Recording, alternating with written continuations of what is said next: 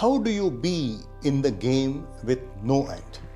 If someone asks you this question, what would be your response? Confused? Before I explain to you what this means, you have to understand the game theories. 1.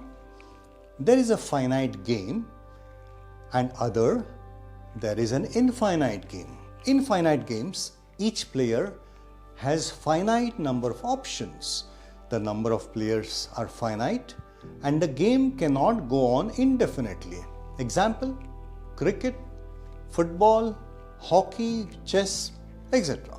In finite games, you have known players, fixed rules, and agreed upon objectives. That is, win or lose. In infinite games, known and unknown players, changeable rules, and the objective is to keep the game in the play. Example, the Cold War. Examples of infinite games emerge from unexpected places. Business, history, geopolitics, climate change, and even social empowerment. Here, let's restrict our scope to business. Is your firm playing a finite or an infinite game? Simon Sinek and James Case has written quite a few books, and even there are talks by Simon Sinek where they have explained the impact of these theories on business.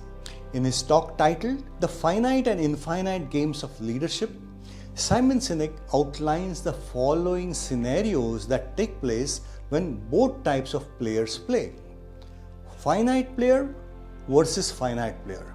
System is stable. Infinite player versus infinite player. System is stable. Finite player versus infinite player. This is where, according to Sinek, the problems arise. One player is playing to win and the other playing is to keep playing. Therefore, the finite player will always find themselves in quagmire. Sinek offers the example of the US and Vietnam War, where the US was fighting to win and North Vietnamese were fighting to survive. In many organizations, we get statements from the CEOs or top management team members, things like, "We are number one. We are going to beat out the competition." On what criteria? On what time frame? Who has agreed to these rules? It's arbitrary. Therefore, when companies playing infinite games are playing against those playing the finite game players find themselves in quagmire. In fact, bankruptcies can be attributed to other players winning, but in actuality, the bankrupt company has simply run down of will and resources to play the game of business. So, is your firm a finite player or a participant in the infinite game? Here are a few signs that your firm is one of them. 1. It is driven by the need to beat out other competitor firms in the industry. 2.